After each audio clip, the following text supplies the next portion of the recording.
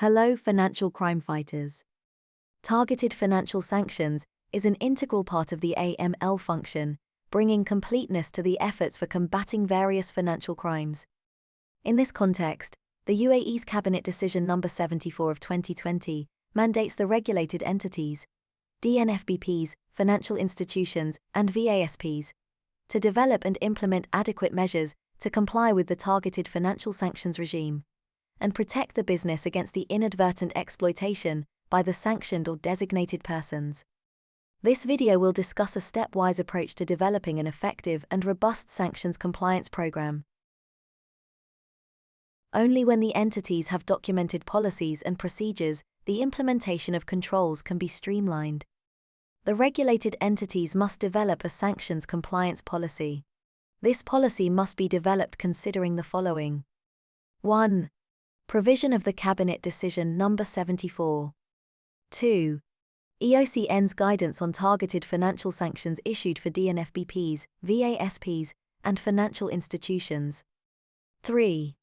The entities assessed exposure to TFS and proliferation financing risks. Further, as the first stage of the sanctions compliance program, the regulated entities must subscribe to the EOCN's notification system to receive email alerts regarding any changes, additions or delisting made to the UAE Local Terrorist List or the UNSC Consolidated List. The sanctions compliance policy must be backed by adequate technology and tools which can handle the screening of large databases, generate intelligent alerts for actionable and reporting requirements, etc. The regulated entities must invest in the right solution or software. The entities must evaluate the alternatives available in the market and identify the right fit that aligns with its sanctions compliance policy. Further, for real-time screening and to ensure seamless data integration between the legacy system and the TFS solution, the entities must consider integrating these two. Before finalizing the solution, adequate testing must be carried out to identify and fix gaps before the solution is made live for actual use. Compliance officers may not individually implement the sanctions program across the organization. For combining the TFS compliance activities with routine business operations, the contribution from the employees, specifically the ones associated with clients and managing business relationships, is required. Sanctions training is essential to effectively identify and manage the TFS risk and avoid huge penalties associated with sanctions non-compliance. The compliance officer must ensure that the concerned staff in the organization is well trained on the internal sanctions compliance program. The relevant personnel must understand the systems and tools deployed by the entity and how to use them.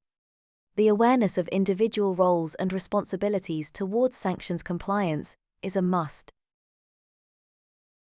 The regulated entities must screen all the customers, beneficial owners, suppliers, employees, etc. against the sanctions lists. For the UAE-based entities, screening the UAE Local Terrorist List and the UNSC Consolidated List is mandatory. However, screening the relevant sanctions lists is also required for entities engaging with international customers or foreign jurisdictions. The screening must be conducted before establishing a business relationship, and also on an ongoing basis to detect the change in the person's designation status.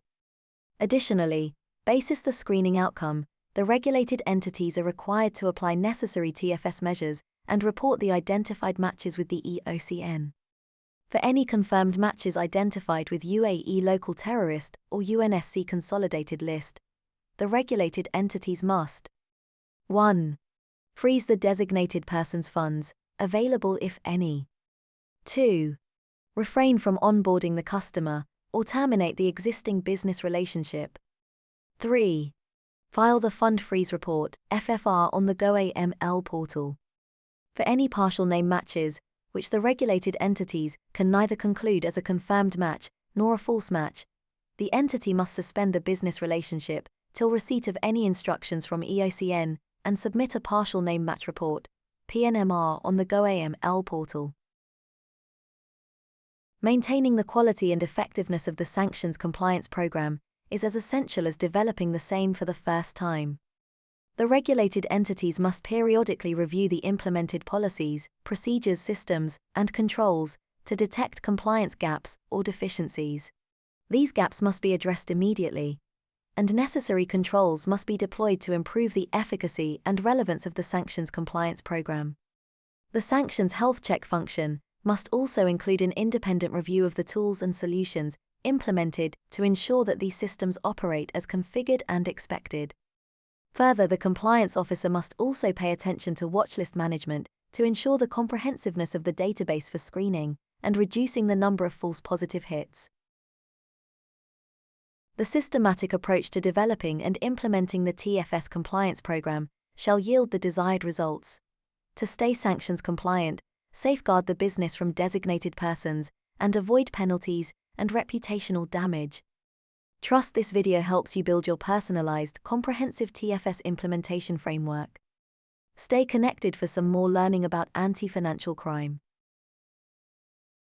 Don't forget to like, share, and subscribe to our channel, and hit the bell icon so you never miss a video.